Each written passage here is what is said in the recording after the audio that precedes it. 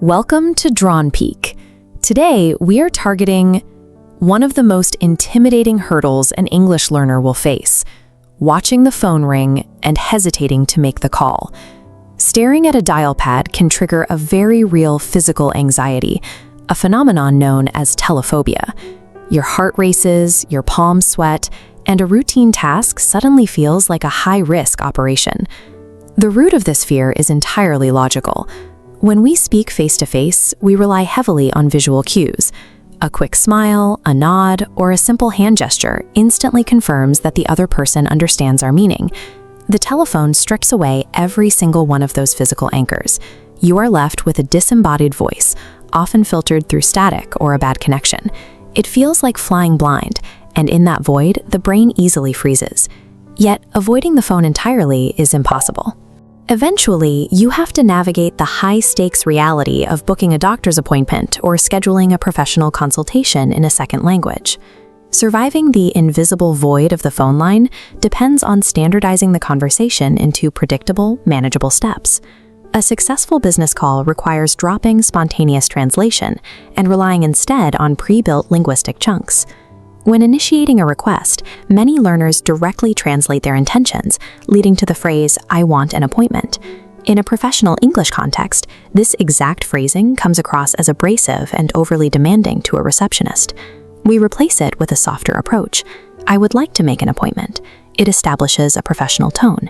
If you need to reach a specific dentist, you simply add a modular chunk to the end, "with Dr. Smith." Once you establish the request, the call shifts into the rally. The receptionist checks their schedule, and you negotiate a time.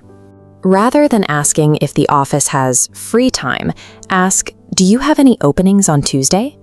An opening refers to an empty space in a professional schedule, and using this specific noun signals immediate competence. If the offered time conflicts with your schedule, do not answer with a blunt no. Utilize a polite refusal protocol. "I'm sorry, I can't," and immediately keep the rally moving by proposing a new time frame, like, "Do you have anything later?" By treating the conversation like a game of ping pong, an unpredictable, anxiety-inducing negotiation becomes a closed-loop system. Every offer from the receptionist triggers a predefined, safe response from you. Even with a tight script, variables will attack the connection. You'll encounter native speakers rushing through sentences, or severe audio distortion that scrambles the line. The instinctive reaction for an anxious caller is to panic, pretend to understand, and blindly agree to whatever was said just to end the interaction. Do not nod along in the dark.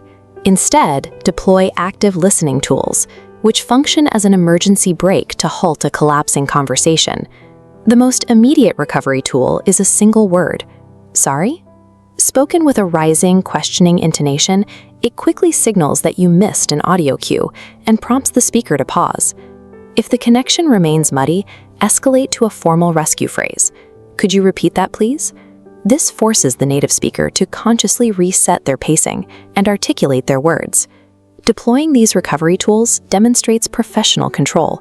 It proves that a misunderstanding on the phone is a standard part of telephonic interaction, easily managed with the right phrasing.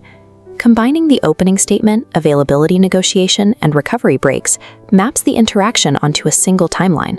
Notice what's missing: grammatical perfection. Using the wrong verb tense or mispronouncing a word is irrelevant if your functional clarity remains intact. Communication overrides perfection. If the intent of your call is understood, the mission is accomplished, regardless of minor slips in grammar. Mastering these standardized chunks provides an executable blueprint that can help bypass the paralysis of telephobia. It replaces the panic of the unknown with a series of predictable, mechanical actions. True fluency over the telephone is not about possessing an exhaustive vocabulary. It is about confidently navigating the invisible space between two voices, using the precise tools required for the job. If these tools help you feel more prepared, please give this video a like and subscribe to Drawn Peak. Tell us in the comments below, what is the biggest hurdle you face when making a phone call in English? Keep practicing, and we will see you in the next episode.